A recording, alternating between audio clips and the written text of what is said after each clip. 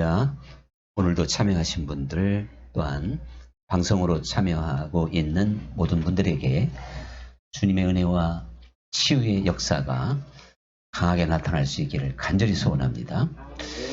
우리가 욥의 이야기 또한 욥기서를 통해서 많은 교훈을 얻습니다. 여러 편의 설교로 우리가 함께 나눌 수도 있을 텐데 저는 오늘 욥의 옷을 벗기시는 하나님 이라고 하는 좀 독특한 제목을 찾게 됐습니다. 이 욥은 동방의 의인이라고 할 만큼 사실은 흠잡을 데가 없는 사람이었어요. 그의 언행 어디를 봐도 완벽합니다. 물론 그것은 이제 구약의 수준, 즉 율법 아래서 완전했다는 것이죠. 그런 욥이 고난을 받았다. 그러니까 하나님께서 뭔가 욥의 눈을 열어줄 부분이 있었다는 이야기고 욥의 문제점을 해결하고자 하는 그러한 계획이 있었다는 사실이에요.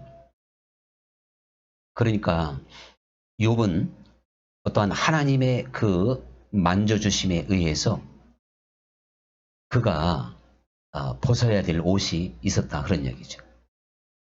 그것은 우리가 좀 더 말씀을 이제 나누면서 구체적으로 생각해 볼 수도 있겠지만 하나님께서 그 욥이 반드시 벗어야 되는 그 옷을 벗기기 위하여 고난을 허락해 주시게 된 겁니다.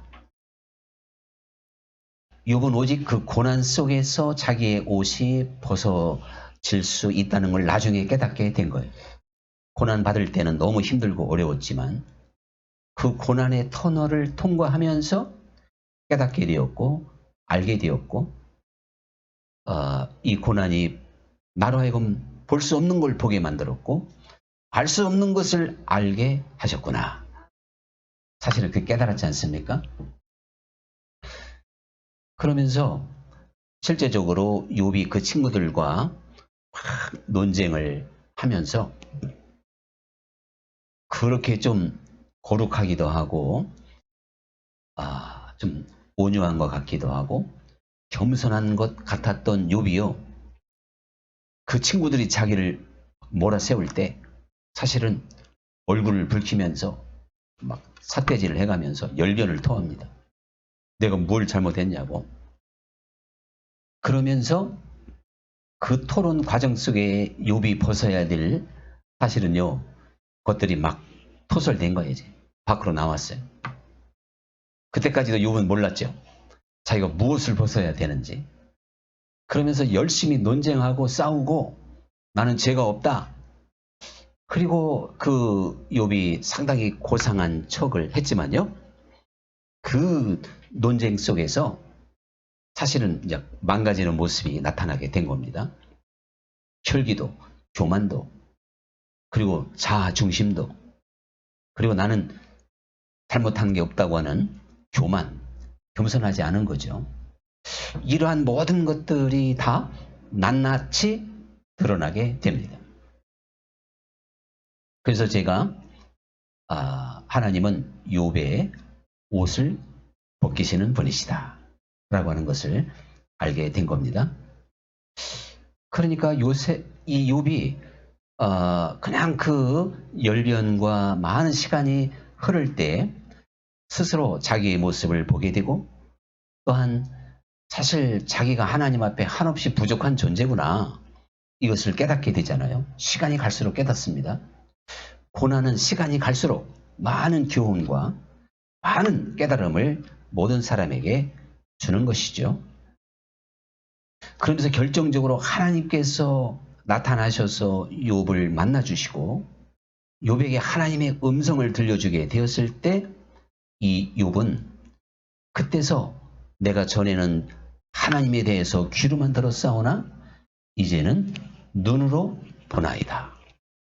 눈으로 하나님을 본다고 하면서 오늘 본문에 분명히 제가 잘 알지 못해서 이 세 친구들과 함께 열변했던 모든 것을 거두어드리고 주 앞에 통회하고 회개하나이다. 자기가 잘못한 게 없다고 그래서 자기 생일을 저주하기도 하고 원망하고 불평하고 친구들을 반박했던 조금도 기가 죽지 않았던 그 모든 것들을 다 거두드리나이다. 제가 헛된 말을 하였나이다. 깨닫게 된 거죠. 그리고 더 지나서 통회하고 자복하나이다. 욥이 드디어 이제 모든 옷이 이렇게 벗겨지고 보니까 자기가 얼마나 하나님 앞에 형편없는 존재인지, 얼마나 부족한 사람인지, 많은 사람들은 동방의 의인이라고 욥을 본받으라고 가족뿐만 아니라 심지어는 아내까지 존경했지요. 그리고 모든 마을 사람도 그 앞에 고개를 숙이고 참 대단한 존재였습니다. 그랬던 이 욥이 자기의 모든 허물을 낱낱이 깨닫고 헛된 말을 다 거두드리나이다. 그리고 통회하고 회개하나이다. 이것이요, 이제 마땅히 벗어야 될 자기의 옷을 벗은 다음에 보여지게 된 겁니다. 그런데 이 욥의 이야기는 마침 성경에 기록되어 있으니까요. 모든 성경은 하나님의 영, 즉 성령의 감동으로 기록이 되어 있는데 이게 무슨 뭐 단편 소설과 같은 참 드라마틱한 그런 이야기를 소개해 놓은 건 아니잖아요. 성경 66권에 들어간 모든 성경을 통해서 우리는 하나님의 놀라운 계획, 하나님께서 우리로 하여금 구원에 이르기에 유익한 책이라고 하신 말씀처럼 우리는 수없이 많은 영적인 양식을 또한 생명의 길을 깨닫게 되는 줄 믿습니다. 그렇기 때문에 이 욥의 이야기는 동방의 의인이었던 한 사람의 욥의 이야기로 끝나는 게 아니란 말이에요. 사실은 모든 사람들의 이야기죠. 이게 구체적으로 나의 이야기가 되어져 있는 겁니다. 우리가 영적 세계에 눈이 열리지 못하면요. 다시 말하면 내가 귀로만 듣고 눈으로 보나이다. 이러한 욥이 경험했던 차원에 들어가지 못하면 다 이 욥의 벽을 넘지 못하는 거예요. 다 욥의 한계에서 신앙생활을 해요. 지금도 욥처럼 신앙생활하면 1년에 교회에서 주는 상을 다 휩쓸어요. 그 사람이. 아주 모범성대요. 모범. 욥처럼만 하면. 여러분, 대부분의 사람들은 세례받고 신앙 고백하고 교회에 다니고 그러면 크리스찬이 됐다 그러고 그리스도인이라고 생각을 합니다. 그건 보통 사람들이고 조금 더 열성적으로 믿는 사람들은 더 열심히 해서 교회에 중직이 되기도 하고 그러면 교회에 이제 또한 중심적인 역할을 하죠. 그래서 모든 면의 모범을 보입니다. 예배, 헌금 생활, 전도, 봉사.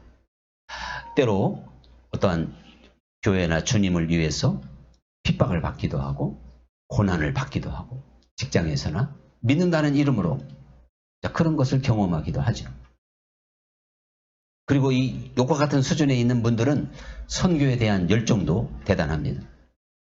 그래서 복음을 받아들이지 못한 그 땅들을 불쌍히 여기고 선교사를 후원하기도 하고 본인이 선교사로 가기도 하고 또한 이 욥과 같은 수준에 있는 그리스도인들은 겉으로는 흠잡을 데가 없지만 그래서 부재하는데도 어느 정도 열정을 보일 수가 있죠. 그래서 어려운 사람을 도와주지 않으면 찜찜하고 돌보지 않으면 양심에 걸려서 나눠야 마음이 편한 그러한 수준까지 경험을 하게 될 겁니다. 그리고는 천국에 대한 확신, 지옥에 대한 확신도 있고 또한 고난도 그리스도의 이름으로 어느 정도 대처하면서 이기고 나갈 수 있는 준비도 되어져 있습니다. 그래서 아직도 욥의 수준에 있는 수많은 사람들은 겉으로 드러나는 죄는 찾기 어려울지도 모릅니다. 그래서 나는 안심하다. 나는 이제 주님의 뜻대로 살고 있다. 이렇게 스스로를 위로하면서 그 안에 머물러 있는지도 모릅니다. 근데 이것은 욥이 넘어야 될 그 단계, 다시 말하면 욥의 벽이라고 제가 말씀드리고 싶은데, 하나님께서 욥을 바로 그런 수준에서 깨뜨리시고 더 깊은 세계로 인도하셨다는 것을 우리는 알아야 되는 것입니다. 그래서 그것은 사실 종교적인 것이죠. 종교의 힘으로도 얼마든지 동방의 의인을 만들 수가 있는 거예요. 종교적인 열정을 가지고도 칭찬 들을 수 있고, 사람들에게 저 믿음의 사람을 봐라, 저 훌륭한 사람을 봐라, 저만큼만 믿으면 된다. 종교적인 열정이 나로 하여금 선교하게 만들고 구제하게 만들고 이웃에 대한 나눔을 실천하게 만들기도 합니다. 그런데 가만히 생각해 보면 욥이 바로 그러한 수준에 있다가 결국에는 통회하고 자복하게 되었다는 사실이죠. 하나님은 그러한 욥의 옷을 낱낱이 벗기기 시작하게 된 겁니다. 그러므로 우리 인간들이 입고 있는 옷, 하나님 앞에 입고 있는 그 외식하는 옷, 종교의 옷, 형식적인 옷, 교리적인 옷, 인간의 지식으로 모든 것을 다 충족시키려고 하는 어리석음의 옷, 이러한 모든 것들을 벗기시고 살아계신 하나님을 내가 생생히 보며, 그리고 내가 주님과 더불어 함께 먹고 마시는 이러한 신앙의 진정한 진수의 세계로 우리를 인도하실 때만이 나는 그동안에 헛된 것을 따라갔고 잘못된 것에 안주하였고 내 신앙은 율법적이고 아직도 외식에 가득 찼고 아직도 중심이 하나님으로부터 멀어져 있었구나. 그것을 깨닫게 되는 것이죠.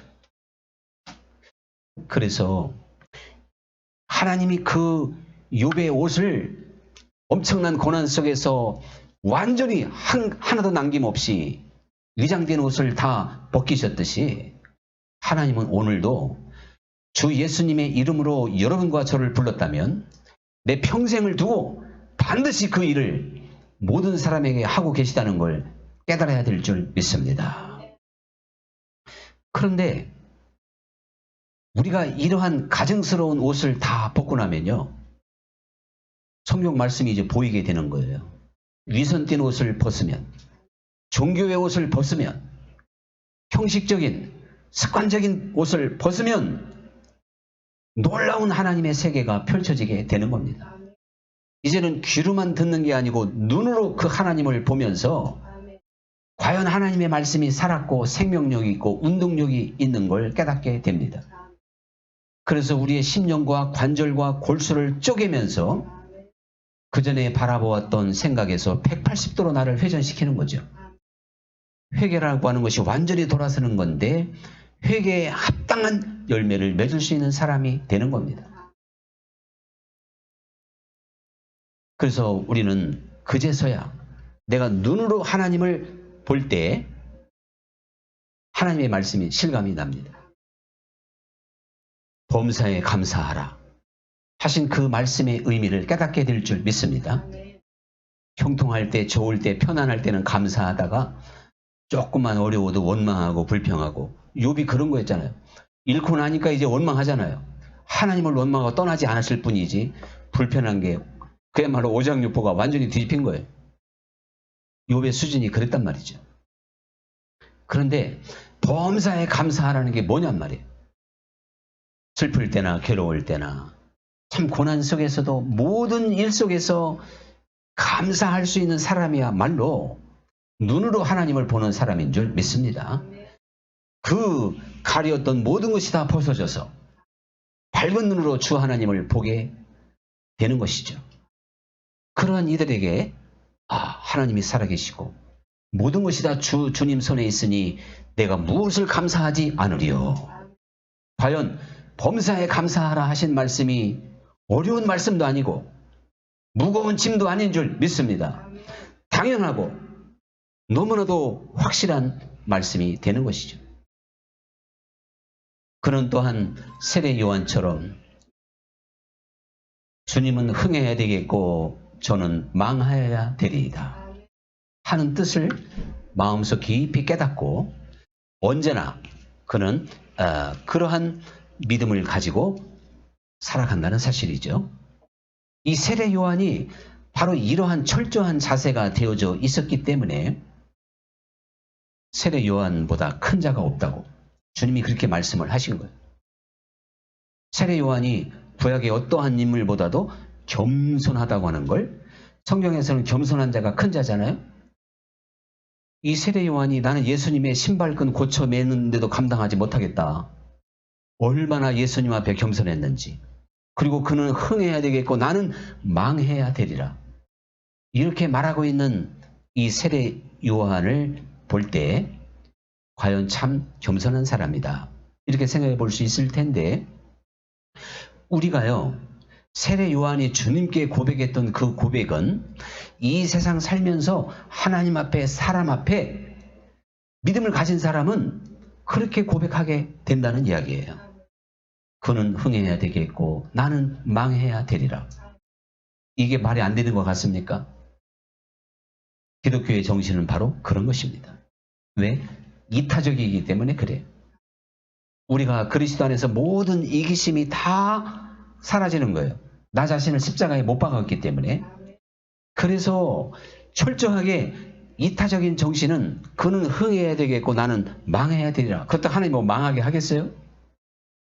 이웃의 행복과 이웃을 위한 극심한 마음을 우리가 볼 수가 있지 않습니까? 주님께서는 모든 사람 앞에 바로 종과 같은 자세를 가지랍니다. 주님께서 그 종의 비유를 우리에게 들려주시면서 종이 하루 종일 떼약볕에서 주인을 위해서 일하고 논밭에서 그리고 집에 돌아왔을 때 또 주인을 수종 들고 주인이 밥을 다 먹고 그제서 어둑어둑할 때 밥을 먹으면서도 하는 말이 당연하나이다. 나는 종이니까. 근데 인간적으로 생각하면 이게 참 말이 안 된다는 걸 제가 며칠 전에 함께 나눴잖아요. 그런데 종의 신분과 종이라고 하는 그 상황에서 바라보면 이상할 것도 없고 너무나도 당연한 것이 아니겠습니까?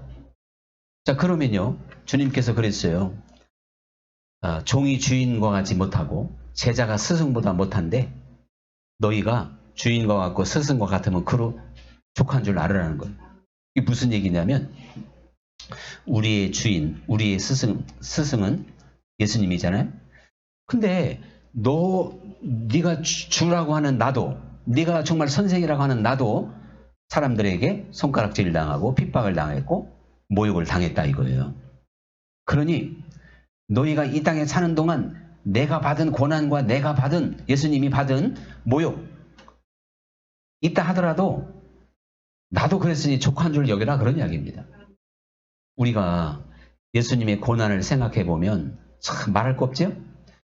뭐 십자가의 고난은 어떻게 보면 모욕은 아니잖아요. 물론 그 자체가 수치지만 뺨을 맞고 침뱉음을 당하고 그리고 오른뺨을 치고 모욕적으로 치는 거죠. 또 이제 채찍질 당하고 욕하고 예수님이 세리와 창기들과 대화할 때 죄인으로 분류돼서 왕따를 당하시고 굉장히 아주 그 모욕적인 삶을 살아가셨습니다. 근데 너희도 그런 것으로 족한 줄로 여겨라. 왜 그러냐면 이 땅에 사는 동안은 종과 같은 자세로 살아야 된다는 거예요. 만약에 우리가요, 말이 종이지 이거 얼마나 심각합니까? 종은 사람 대접을 못 받는데 여러분 그래도요 믿음의 세계의 눈이 열리면요 사람이 나를 무시하고 나를 높이지 않고 누구 말대로 뭐 투명 인간처럼 여긴다 하더라도요 자존심 상할 일이 없는 거예요.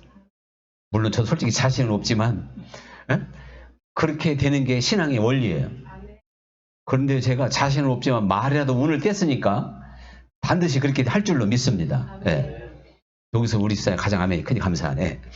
제가 그렇게 되면 가장 행복한 사람이 또 우리 집사람 아닐까요? 그 다음에 여기 계신 분들. 내가 똑바로 서고 내가 잘하면 내 주변 사람들이 행복하다니까요. 그러니까 내 주변의 행복을 위해서도 종이 되도록 합시다. 아니 내가 원하지 않아도 너는 종이라는 거예요. 예수님도 종으로 오셨는데 우리가 이 땅에서 주인 행사하고 높아지려고 하고 머리가 되려고 하면 그건 하나님이 알아서 높여주는 거지 우리는 그런 것을 바라지도 말고 그런 걸 또 기도한다면 이게 얼마나 하나님이 참 한심한 기도가 되겠습니까? 그러나 여러분 죽고자 하는 자는 살고 낮아지고자 하면 높여준다고 하였으니 실제로 이 땅에서도요 높여지는 사람이 종의 자세로 철저히 내려가는 사람이에요. 내가 종처럼 살면요 모든 사람이 나를 올려줍니다. 근데 내가 주인처럼 살면요 내 주변에 맨 경쟁자만 있어. 나를 다 잡아서 죽일 사람밖에 없어요. 교만하게 살면. 맞잖아요. 근데 종처럼 살면 너도 좋고 나도 좋고 오히려 나를 더 떠받들어요. 대접받으려고 그러면 오히려 더 나를 탁절하게 대한다니까요. 그러니까 대접을 받고자 하는 대로 먼저 대접하라 그랬잖아요. 우리는 종의 자세로 이 세상을 살아가므로 먼저 대접하고 먼저 섬길 수 있는 하나님의 자녀의 삶을 온전히 살아가야 될 줄 믿습니다. 욥이 바로 이러한 부분이 안 돼 있기 때문에 하나님께서 욥을 사정없이 치신 거예요.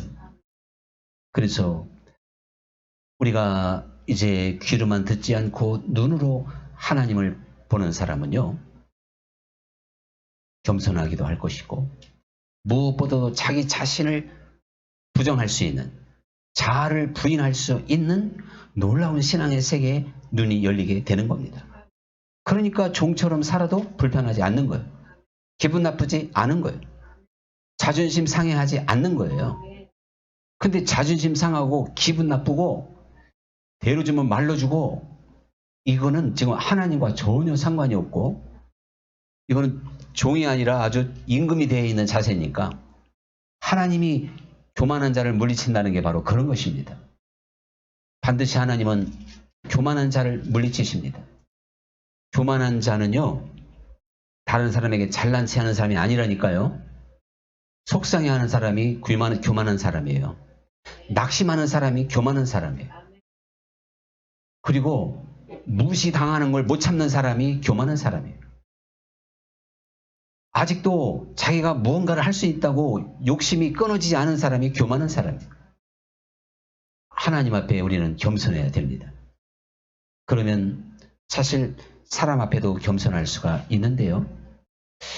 그리고 진정으로 겸손한 단계에서 나라고 하는 존재는 마땅히 죽어야 되는구나.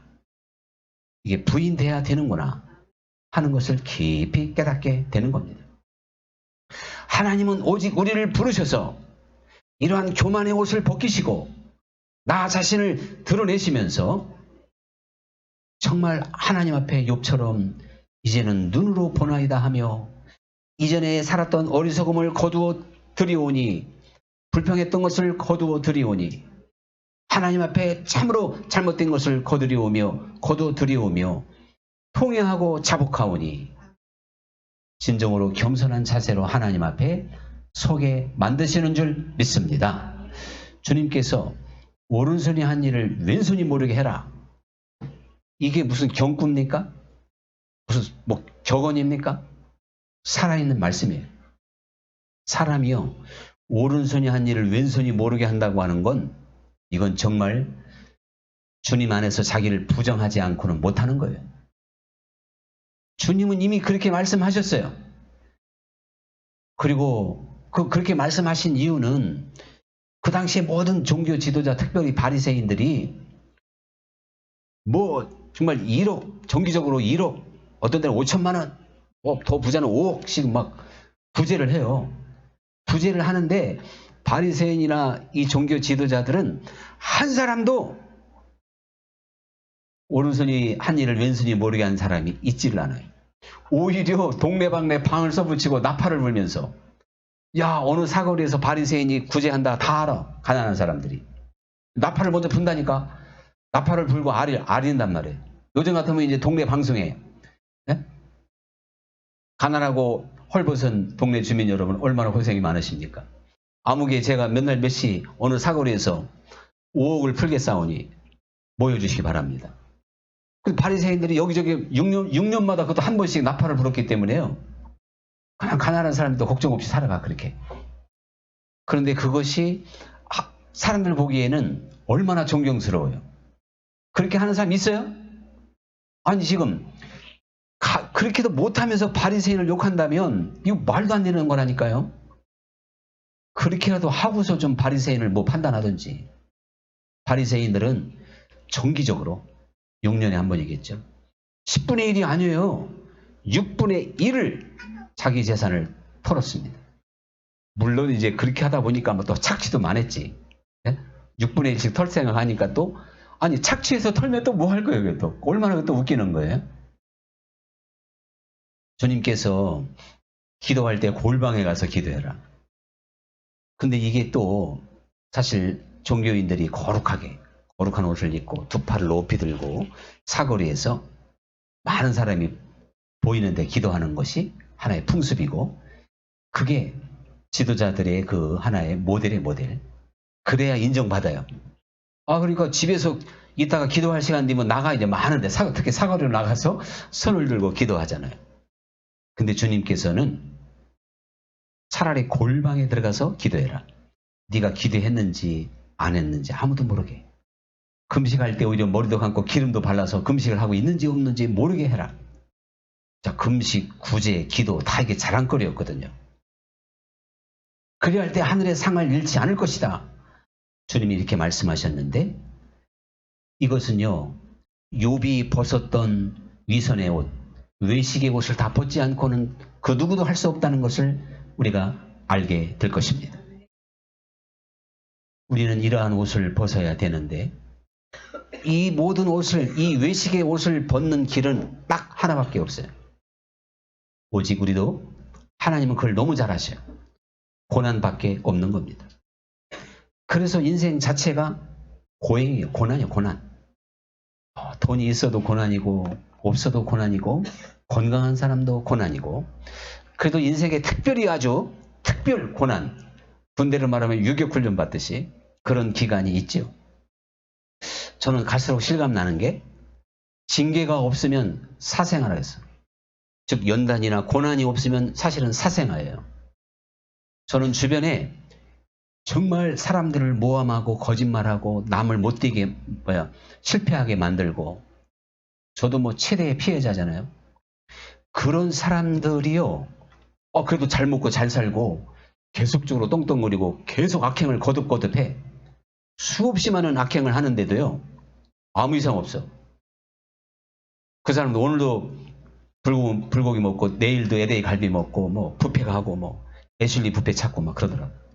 우리 동네 애슐리 뷔페가 생겨가지고 제가 갑자기 애슐리 뷔페가 이런 거 공개 방송하면 안 돼. 설교하면 안 되는데. 자, 그런데 아니 우리가 악한 대로 하나님이 바로바로 심판하기로 말하면요. 이 땅에서 참 살아남기 힘든 사람이 많을 거고 이전에 우리도 다 마찬가지겠지만 여러분 그런데 하나님의 사람들만큼은 결코 하나님이 버리지 아니하시고 잘못된 게 있을 때 하여튼 흔한 말로 무슨 손해를 나게 하든 어떻게 하든 건강에 문제가 생기든 땡기신다는 걸 기억해야 돼요. 그래서 저는 한평생 살면서 고난받은 사람이 그렇게 사랑스럽고 존경해요. 나는 고난도 오고 그냥 내 뜻대로 잘 된다. 참 너무너무 위험합니다. 하나님의 나라는 절대 그렇게 안 돼 있어요. 저는 제가 이제 60 중반까지 살면서 목사로 살았기 때문에 확실히 진단해 볼 수 있는 내용입니다. 하나님은 고난 속에서만 인간이 벗어야 될 옷을 벗기시는 분이에요. 인간은 고난이 있어야만이 그 옷을 벗게 됩니다. 욥이 고난이 없이 그 후로도 500년, 1000년 살아도 욥이 동방의 의인으로 끝나는 거예요. 율법에 의해서 끝나는 거예요. 그 외식의 옷을 못 벗는다니까요. 하나님이 나를 너무 사랑하셔서 때로 극한 고난을 줄 수도 있습니다. 그때마다 실망하지 마시고 그 안에서 나를 또 보고 나를 또 보고 그래서 내가 얼마나 시퍼렇게 살아있는가를 확인하고 주님 안에서 죽어지면 단숨에 문제가 해결됩니다. 하나님은 우리를 부족함이 없이 인도하시는 분이세요. 그 뭐 잔뜩 쌓아야 되는 게 아니라니까요. 하나님은 때를 따라 도우시고 우리의 물질이나 모든 것을 예비하시고 도와주시는 분인 줄 믿습니다. 이러한 복을 받을 수 있기를 간절히 축원합니다. 이게 지금 날마다 내리는 만나 아닙니까? 근데 왜 자꾸 이렇게 부자가 되려고 그러고 성공하려고 그러냐고요, 물질적으로. 내가 정말 부자가 되려는 마음을 가졌다면 최소한 그 동네 사람 다 먹여 살릴 자신이 있으면 부자 돼야 돼. 그리고 저 삼성 어떤 우리나라 대기업 그런 회장정 됐으면 서울 시민 사람 다 먹여 살려야 돼. 서울 시민 사람 다 먹여 살릴 자신 없으면 대그룹 회장이 돼서는 안 되는 거예요. 이러한 하나님의 섭리를 우리는 깨닫고요. 우리가 주님 안에서 정말 내게 많은 이 고난은 하나님의 부르심이에요. 그러니까요.